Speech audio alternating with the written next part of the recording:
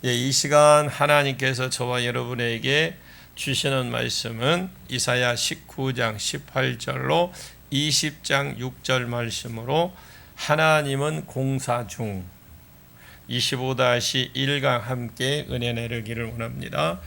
앞에 우리가 19장을 통해서 애굽의 멸망을 말했고요. 가나안 주변국 10개국의 심판을 말하면서 7번째 심판을 말씀하면서 애굽의 심판을 받아 망할 것이다.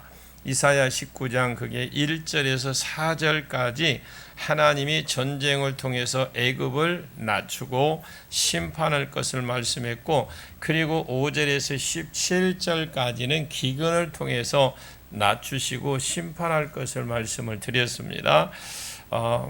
그러면서 애굽의 궁극적으로 망한 이유는 그 애굽 땅 안에 많은 지도자들이 있었습니다. 술객도 있고 바로왕 옆에 똑똑하다는 모사들은 다 모여 있었지만, 그들이 왕이 이런 일이 벌어질 때 애굽이 기근이 될 수가 없고 전쟁으로 망할 만큼 힘이 없는, 기반 없는 그런 나라가 아닙니다.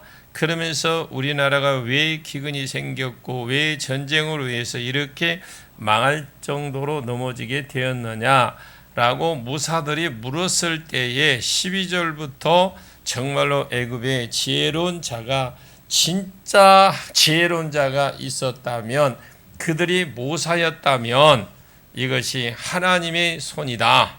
하나님께서 지금 분노하셔서 애굽을 심판하게 하시고 계신다고 말해 주어야 될 것인데, 그렇게 하지 않고 엉뚱한 소리를 해서 오히려 애굽을 완전한 멸망 가운데 끌고 갔다라고 말하는 것이 지난 시간에 말씀을 드렸던 겁니다. 그러면 이 모사가 무식하게 그렇게 말했던 이유를 뭐냐? 하나님께서 모사에게도 지혜를 주지 않았다라는 거예요. 여러분, 하나님이 주시는 지혜가 있기를 원합니다.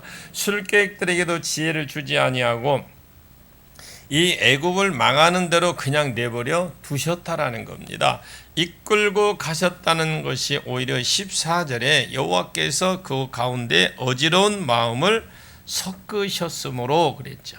그들이 애굽의 모사의 잘못함, 메사의 잘못하게 함이 취한 자가 토하면서 비틀거리는 것 같이 하였으니 자기 마음대로 가도록, 망하는 대로 그냥 가도록 하나님께서 내버려 두도록 허락하셨다라는 겁니다. 그 결과 애굽인은 부녀같이 힘이 없는 자가 될 것이고, 최고의 강대국이 지금은 아무 힘도 없는 부녀들 같이 힘없는 나라가 될 것이다.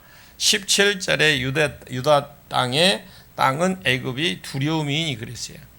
애굽의 두려움이 되리니, 이 말은 유다가 예루살렘으로 지금 아수르가 쳐내려오고 이 팔레스틴을 정복하고 있는데, 아람은 이미 망했고 북이스라엘도 망했고 이제 남유다도 지금 다 망해가고, 이제 36개의 성읍은 다 부서지고 달랑 남은 2개 정도 남았는데, 48개 성읍 중에 그랬는데, 그러면 이 사람들이 지금 거의 애굽으로 지금 피난을 가고 다른 곳으로 피난을 가고 있는데, 애굽으로 피난을 가고 우리가 지금 아수르에게 망하고 있다라고 애굽으로 피난을 가서요, 지금 유다 사람들이 일부는 피난 갔을 거 아닙니까? 살려고. 그러니까 애굽에 가서 우리가 지금 망하고 있다.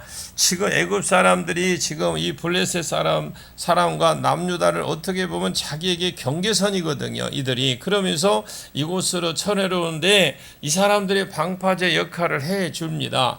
태풍이 오면 일본이 우리 막아주고, 우리가 맞는 바람이 태풍 우리까지 안 올 경우들이 거의 많잖아요. 그것처럼 지금 이들이 지금 말하고 있는 이 시점에서 애굽 사람들, 블레셋 사람들이 지금 남아있는 남유다가 어떻게 보면 자기 경계선인데 이제 넘어가면 자기들도 망하거든요.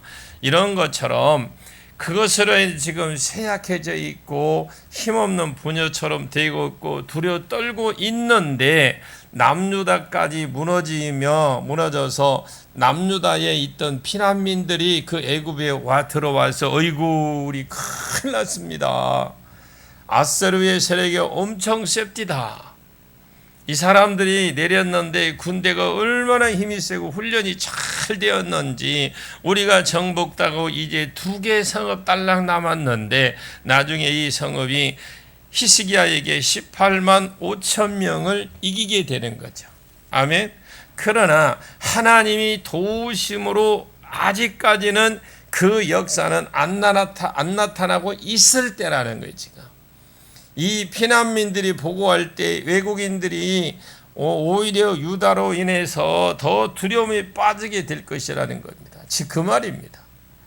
원 18절부터는 오늘 본문은 하나님께서 애굽을 들어치겠다고 심판하셨고 17절까지 이미 말을 했어요. 그 결과 그 부녀처럼 될 것이다.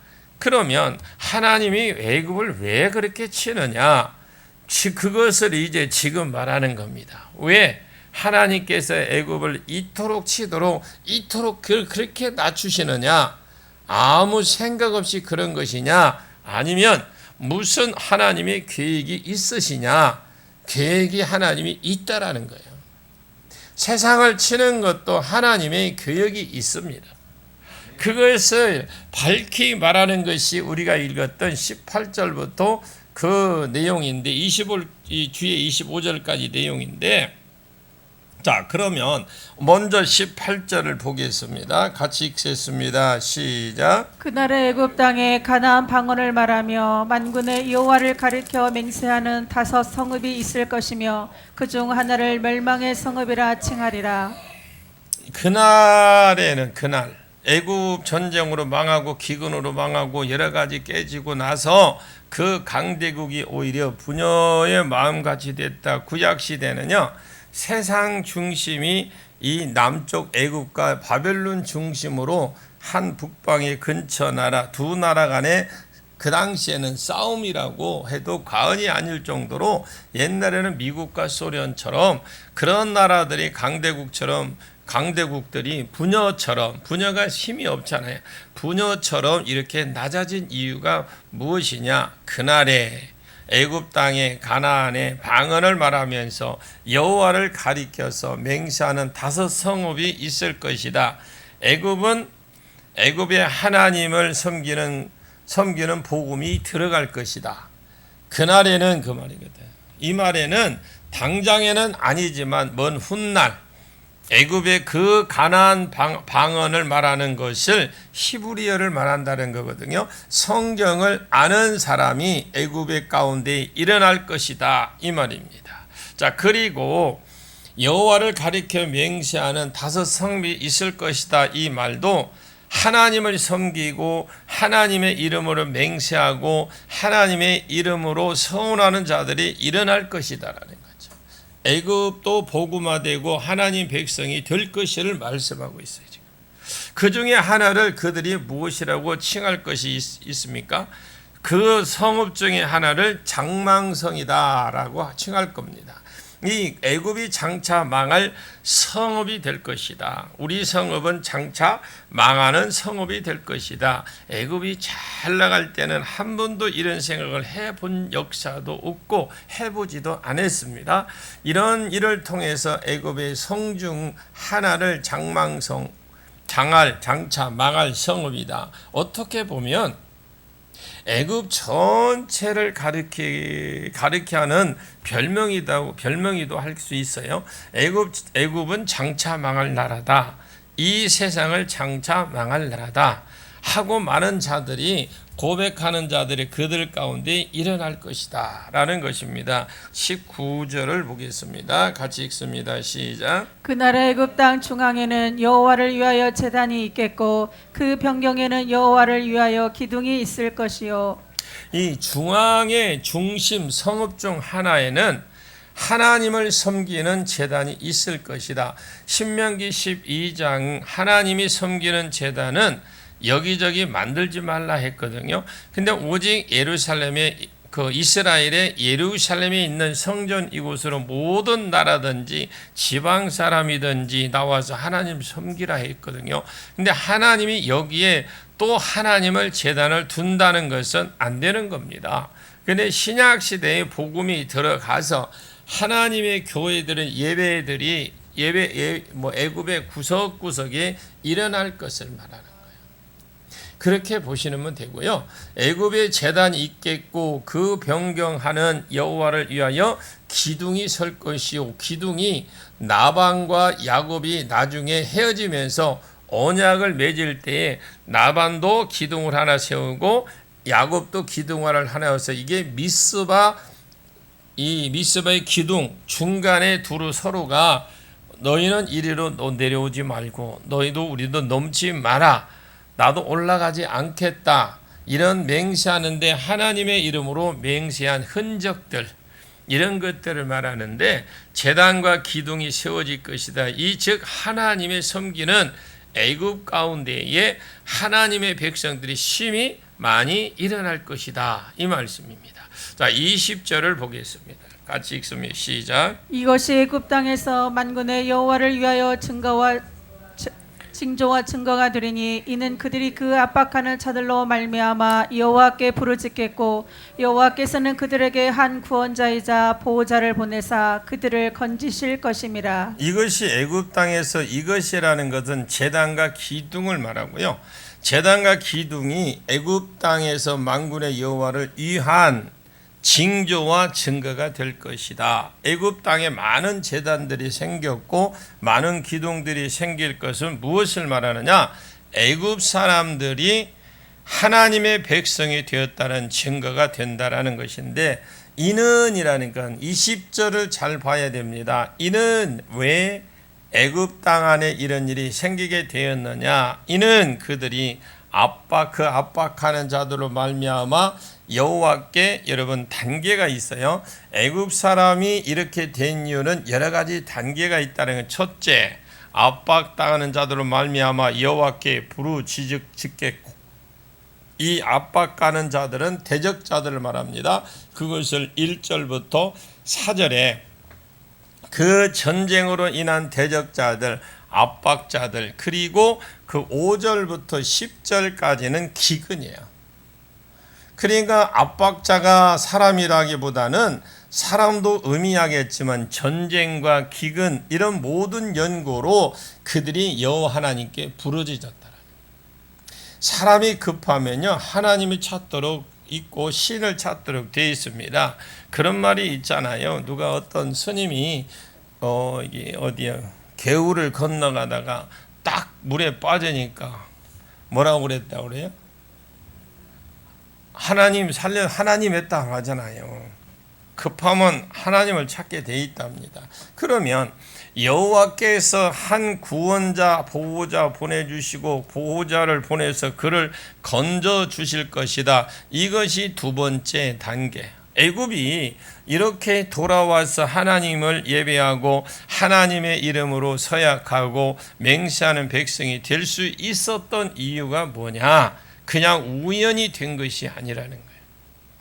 여러 가지 과정을 통한 이유가 있었는데 그 여러 가지, 그것이 한 이유가 있고 여러 가지 과정을 통해서 이런 일이 일어나게 됐다. 첫 번째, 압박자로 인해서 이 고통에서 하나님께 부르짖었을 때 하나님께서 한 구원자, 한 보호자를 보내서 그들을 건져주시고 구원해 주셨다라는 겁니다. 자, 21절 봅니다. 같이 읽습니다. 시작.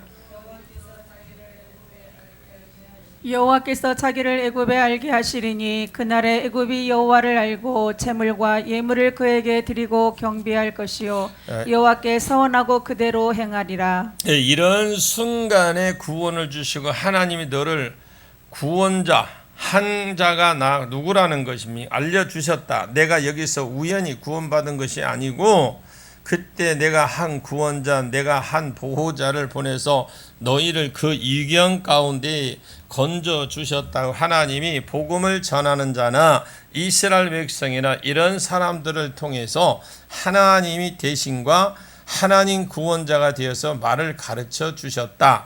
먼저 구원해 주시고 그 구원이 왜 일어나게 되었는지, 어디서 왔는지, 하나님의 복음을 전하는 자를 통해서 아니면 친히 하나님이 해석자가 되어 주셔서 내가 어떻게 그때 그 위경에서 압박자의 손에서 건지심을 받았는지 하나님이 증거해 주시겠다 이 말입니다. 그래서 20장을 나중에 공부하면서 알겠지만 애굽도 아수르에 망합니다. 결국. 그럼에도 불구하고 하나님이 나중에 나를 다시 회복시켜 주십니다. 나라를. 그때의 하나님의 손으로 하나님의 은혜로 너희가 살게 되었다라는 것을 하나님이 친히 해석해 주시든지 아니면 주의 종들을 통해서 보내서 해석자가 되어 주셔서 하나님을 알게 하는 것입니다. 그러면 네 번째 단계로 그들이 여호와를 알고 하나님께 예물을 드리고 그에게 경배하게 될 것이다. 그리고 마지막에 다섯 번째는 단계는 삶이 바뀌는 거예요. 그들이 여호와께서 원하고 그대로 행하라. 하나님, 내가 지금까지 내 맘대로 살아왔습니다. 이제는 내가 이런 삶을 살겠다고 하나님의 이름으로 서원하고 그 서원한 대로 그대로 살게 되는 삶까지 달라지는 이것이 애굽을 변화시키는 다섯 가지 단계입니다. 이것은 꼭 애굽을 변화시키는 다섯 단계가 아닙니다. 애굽을 변화시키는 다섯 단계가 아니라 온 세상을 하나님께 불러들이는 다섯 가지 단계라고 보셔야 돼요. 하나님은 제일 처음에 환경이나 사람을 통해서 압박을 하십니다. 가만히 있어서 저절로 하나님께 돌아오는 자 없기 때문에 하나님을 떠난 백성, 하나님을 모르는 백성, 하나님의 자녀로 만드실 딱 계획을 세우시고 압박을 주시고 여러 가지 공고함, 환난, 질병과 전쟁을 일으킨다라는 거예요. 일으키면 사람이 어떻게 됩니까? 고난이 오면 힘으로 안 되잖아요. 신을 막연한 신을 찾습니다. 왜? 사람 속에 심령이 있다고 했어요. 영혼을 사모하는 마음의 종교성이 사람 안에 다 있답니다. 전도서 3장에 영원한 것을 사모하는 마음을 사람 속에 집어 넣었다라고 되어 있어요.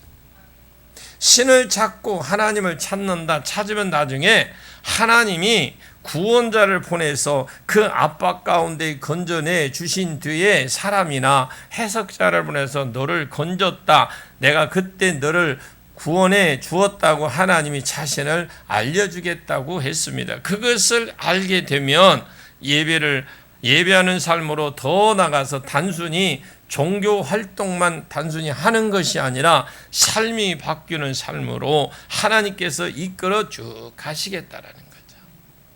반드시 하나님을 떠난 사람들이 지금 마음대로 살 때에 반드시 하나님이 불러들이는 첫 단계, 아주 급하게 세상 말로 똥줄 땡기는 삶, 압박당하는 삶입니다.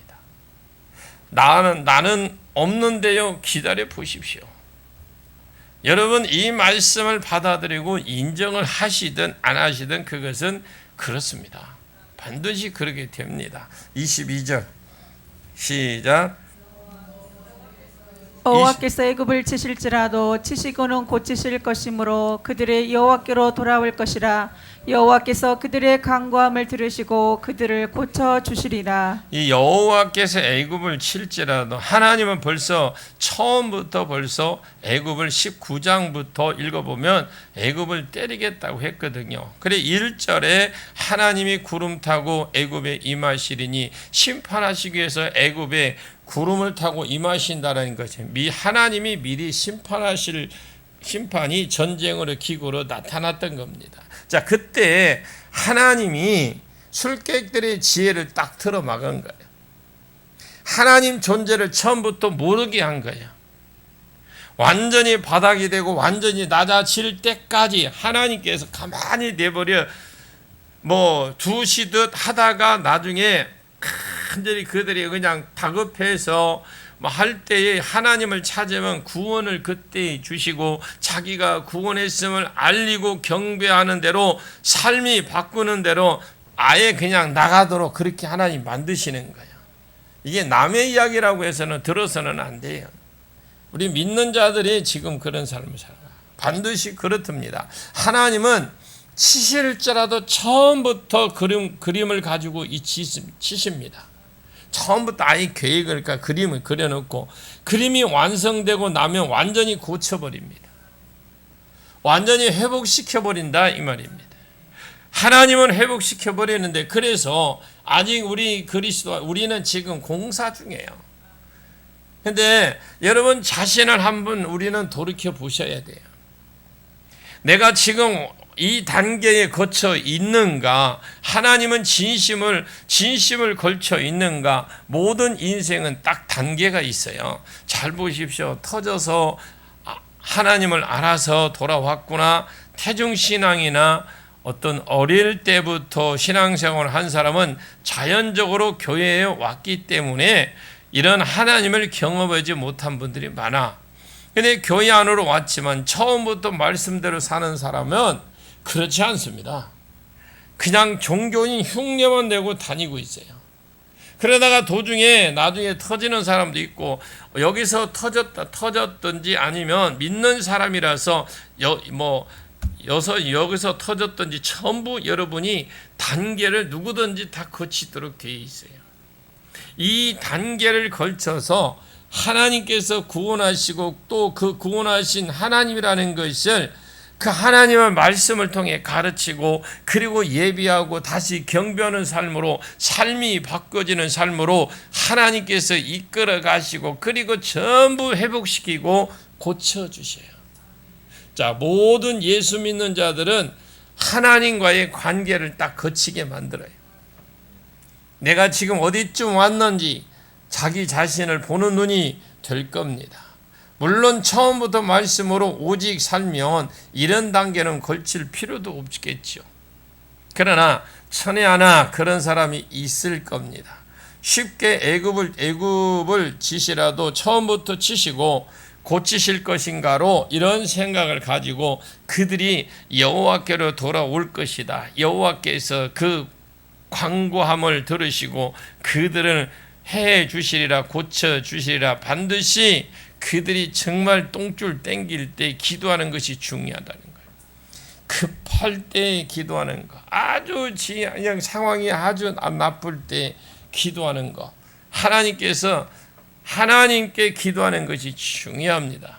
여러분 기도하십시오. 지금 우리가 회개문 기도 있죠. 맨 처음에 뭐죠? 제사지요. 제사하고 두 번째가 불교예요. 두 번째 불교고 이제 그 다음에 무속인데 제가 그 하나하나 회개문 꼭 따라서 지금 말씀을 준비하고 있는데 그것 때문에 저도 지금 막 눈이 지금 벌겋게 하고 빨리 하려고 지금 엄청 지금 하고 있어요. 근데 여러분들이 딱 그때에 기도하는 것이 얼마나 중요한지 알겠더라고요. 제가 알면 알수록 요즘에는 너무나 이것이 이렇게 되는 게 아니구나. 우리가 대충 해서 되는 것이 아니구나. 내가 왜 이런 삶을 사는지, 이렇게 해야 되는지 정말 섬찟하고요.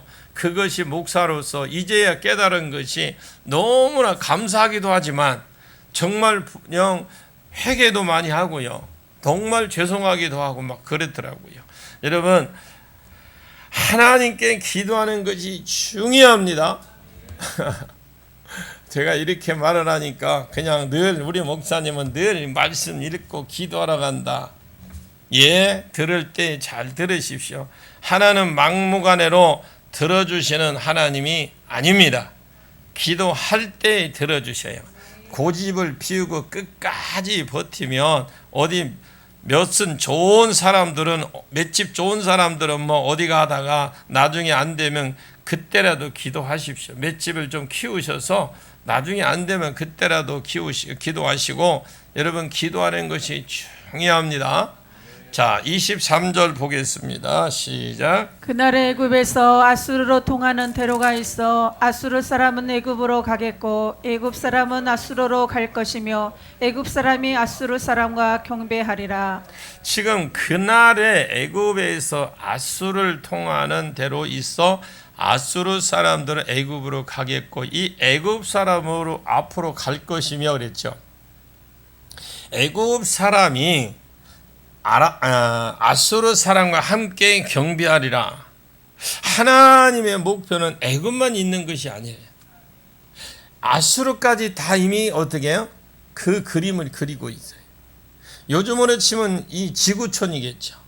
온 세계를 말하지만 그 당시에 이런 팔레스타인 보았을 때 온 세상에 하면 여기에 있는 강대국과 여기에 있는 강대국이 이 두 나라밖에 생각할 것이 없었습니다. 하나님이 지금 애굽과 아수르를 보고 가면서 그들이 함께 여호와를 섬긴다 이 말은 모든 세상을 하나님께서 이런 방법으로 불러들인다라는 걸 말씀하는 거예요. 복음이 들어가기 전에 하나님께서 먼저 온 세상을 낮추신 뒤에 들이 너무너무 힘들어서 그들이 낮추시는 과정이 너무너무 힘들 거 아니에요. 힘드니까 들어서 기도하면 하나님 무엇을 일단 해주시고 구원해 주신다는 거예요. 일단은 그들이 그리고 보여주신 뒤에 사자를 보내서 내가 누구에게 구원을 받았는지 하나님 자신을 알려주겠다라는 거예요. 예배하는 곳으로 삶을 사는 곳으로 나가게 해 주시는 거죠. 애굽뿐만 아니라 나중에 앞으로도 그런 나라들을 만들어서 애굽과 아수르가 함께 경배하게 하고 25절에 그날에 좀 더 나가서 그날에 애굽이 이스라엘의 애굽과 아수르를 더불어 세계 중에서 이스라엘, 애굽, 아수르 이스라엘은 원래 하나님 백성이잖아요. 근데 이집트는 다신교로서 종교적으로 타락한 데고 주신을 섬기는 데예요. 그곳에 아수르는 종교적으로 타락한 나라가 아니고 폭력적인 나라가 아수르입니다. 종교적으로 타락한 나라가 아니에요. 그냥 폭력적으로 타락한 나라고 그리고 폭력적으로 하는 나라고 전혀 성향이 다른 세 사람 원래 하나님의 백성과 종교적으로 많이 타락했던 예를 들어 주지와 폭군과 센 사람이 함께 다 하나님을 알고 경배하는도 나가게 될 것이다. 자, 24절 25절을 보겠습니다. 시작. 그날에 이스라엘이 애굽 및 아수르와 더불어 셋이 세계 중에 복이 되리니 이는 만군의 여호와께서 복주시며 이르시되 내 백성 애굽이여 내 손으로 지은 아수르여 나의 기업 이스라엘이여 복이 있을지어다 하실 것임이라. 예, 세상 열방이 전부 다 하나님이 지으셨어요. 하나님께서 자기 백성을 삼으시 창조하신 다 모든 것들이거든요. 그러면 이스라엘을 부르면서 먼저 부르셨습니다. 제사장 나라로 이 나라를 통해서 하나님이 한 번 약속, 두 번째 약속, 세 번째 약속을 이루어서 천하 만민이 복을 받는 대로 오면 제사장 나라로 이스라엘 백성을 뽑아 선택하신 것입니다. 이게 목적이거든요. 선지자와 제사장 하는 일이 무엇입니까? 선지자가 하는 일, 하나님께 말씀을 받아서 선지자가 백성들에게 나가는 일을 하거든요. 제사장이 하는 일, 모든 죄를 이룰 때 모든 죄인들을 모아서 제사장이 대표가 돼서 하나님께 이끌어가는 거예요. 하나님 이스라엘 백성을 부르시는 것은 제사장 나라로 불러서 다른 사람들이 아니고 제사장 나라로 불러서 다른 나라들 하나님께 이끌어가려고 하나님이 이스라엘 백성을 불러내신 거예요. 출애굽기 19장 4절과 5절 말씀에 하나님이 이스라엘 백성에게는 제사장 나라로 불렀습니다. 이것이 하나님의 꿈이고 열왕기상 18장에 엘리야가 갈멜산에 올라가서 아합 선지자 850명과 50대 1이죠. 그러니까 5대 완전히 그냥 850대 1이죠. 850대 1 기도를 대항을 하죠. 그때 엘리야가 기도를 하니까 3년 반 동안 기근이 없었는데 자기가 기도하니까 비도 내리고 누가 하나님인지 누가 참신인지 누가 바알신이 참신인지 여호와가 참신인지 알아보자 해서 거기에 소 한 마리를 그냥 불 붙지도 않고 불로 응답하시는 이 신이, 이 소를 태우는 신이 참신이라고 섬기자. 너희가 먼저 기도해라. 그래서 이 850명의 선지자들에는 그들이 이방 선지자들이 막 지금 자기들이 먼저 해봐라 하니까 먼저 했습니다. 그래 나는 좀 이따가 할 게니까 너희들 먼저 해라. 기회를 주었어요. 먼저 기회를 주니까 바알신이요 역사가 안 일어나는 거예요. 그들인데 그때 엘리야가 그들을 850명을 놀리잖아요. 야, 너희 신 지금 잠자고 있냐? 빨리 깨워라. 더 크게 해서 깨워라. 너희 신 지금 출타 중이냐? 이러면서 놀리다가 이제 엘리야는 자기 차례가 돌아왔을 때 그 재물 위에, 황소 위에다가 재물 위에 물을 부어라.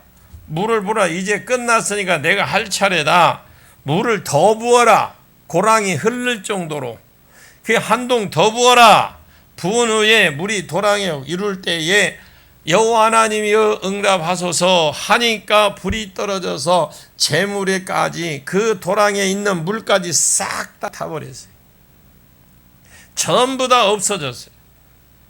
그 뒤에 기도하니까 하늘에서 비가 주룩주룩 내렸고요. 아합 왕에게도 비도 안 오는데 비의 소리가 있으니까 말이 빨리 마차 타고 집으로 가라고, 비 맞지 말고 이렇게 말하고 엘리야가 가니까 아합이 마차 앞에서 뛰어갔다 그랬어요.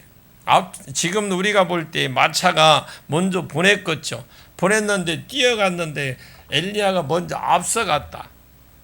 무슨 축지법을 썼는지 모르겠습니다. 엄청나게 빠른 속도로 소머지 아니면 600만 불 사나이가 다니면 이렇게 뛸 수가 없는데 하여튼 마차를 앞서 뛰어갔어요. 그런 능력을 보였던 엘리야가 19장을 읽어보면요, 노뎀나무 밑에서 나를 죽여달라고 합니다. 나는 열조보다 낫지 못하고 나를 죽여주십시오. 그리고 하나님께 기도하고 있어요. 그러면 왜 그렇게 당당했던 엘리야가 낙심했느냐? 그 성경을 그냥 읽으시면 이세벨의 그 다음 날 죽이려고 해요. 이세벨이 그 전날 이스라엘에서 부흥회가 벌어졌는데 그 다음 날 되니까 아합은 이세벨에게 엘리야가 이런 짓을 했다라고 하더라고 하면서 그대로 말해 주었더니 이세벨이 열받은 거예요. 하나님 선지자 엘리야를 잡아 주겠다고 서원을 하니까 백성들이 겁이 나서 여호와 그는 하나님이라고 그렇게 부르짖었던 백성들이 당장에 이스라엘 편에 그들 편에 붙어서 엘리야를 찾아주려고 오히려 했던 거예요. 거기에서 하나님이라고 여호와 하나님이라고 부르짖던 그 사람들이 부흥의 하루 만에 다시 옛날로 세상으로 돌아가 버렸어요. 이스라엘 보면서 엘리야가 낙심을 한 거예요. 너무너무 낙심해서 노뎀나무 밑에 앉아서 나는 이제 그만 살아도 됩니다. 나를 죽여달라고 했어요. 엘리야가 낙심한 이유가 뭘까요? 이세벨이 자기를 죽이려고 해서가 아닙니다. 변하지 않는 이스라엘 백성들, 그는 3년 동안 숨어서 살았고 3년 반 동안 진짜 쥐처럼 두더지처럼 하나님 앞에서만 숨어서 살고 그리고 자기 신앙을 연단하고 하나님 앞에 기도하면서 능력받아서 자기 신앙을 연단을 했어요. 엘리야가 그가 백성 앞에서 힘있게 나타났어요. 진짜 요즘으로 치면 어떤 목사가 그런 다른 그 전부를 다 하지 않은 걸 10년 동안 말씀을 연구하면서 10년 동안 기도만 해서 내가 금식만 해서 몰골이 형편없다 나타났지만 능력이 만땅이 돼서 나타났는데 이스라엘 백성에게 우와 이 정도밖에 안 된 거예요. 그때 부흥이 일어났거든요. 와 하면서 이스라엘 백성들이 이야 진짜다. 한국 땅에 하나님을 위해서 뒤집어질 것 같이 그렇게 되었다는 부흥이 딱 부흥회를 끝나고 나서 다시 직장에 가서 야, 너 술 한잔 받으라 하니까 예, 여부가 있겠습니까? 다시 마시더라는 거예요. 다시 세상으로 돌아가 버리고 변하지 않는 이스라엘 보면서 이스라엘이 낙심이 찾아왔어요. 나도 열저보다 낫지 못하구나. 나 역시 마찬가지구나. 엘리야는 지금 그렇게 생각합니다. 남들이 보면 엘리야가 뭐 부족했고 낙심해가지고 단순히 낙심해가고 그랬다는 여러분 성경을 좀 자세히 읽어보시면 그런 뜻이 아닙니다. 이스라엘 백성들이 변하지 않는 것은 열조의 선지자들이 능력이 없어서 그렇다고 그렇게 생각했습니다. 너희가 그 능력으로 가지고 설교를 하니까 백성들이 안 맡긴다라는 거요. 이렇게 생각을 하고 있었어요. 저도 옛날에 그런 생각을 많이 했습니다. 그래서 더 열심히 준비해서 더 하나님 말씀을 강력하게 준비해서 강력하게 외치면 변할 것이라고 생각을 했거든요.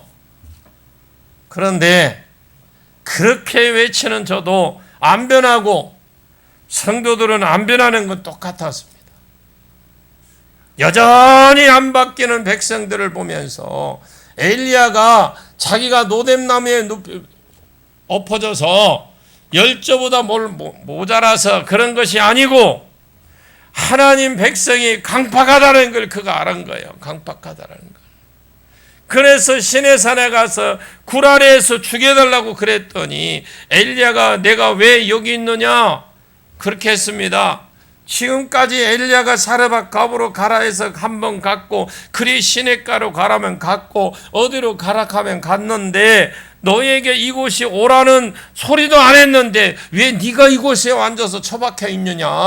하나님이여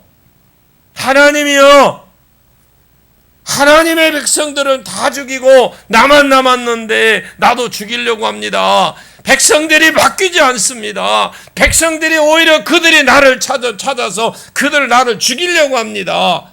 이스라엘 백성들을 고발하고 송사를 한 거예요. 죽이라고. 그때 하나님이 엘리야에게 무엇을 하셨습니까?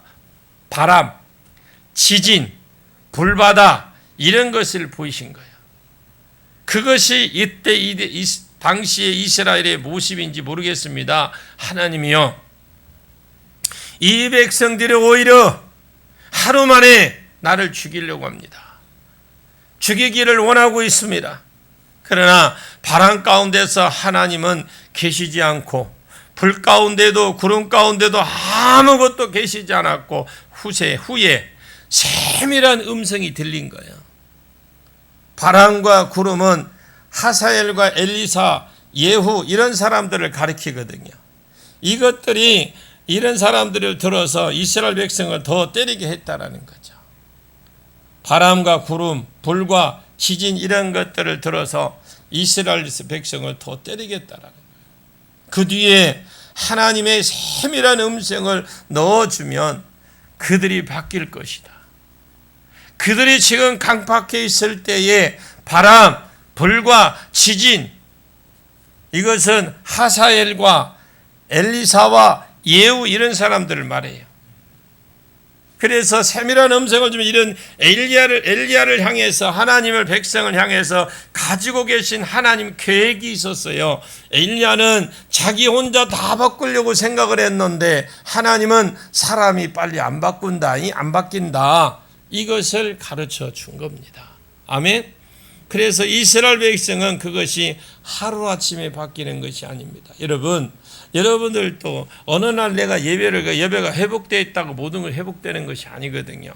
이게 여러분들이 몸에 배어야 돼.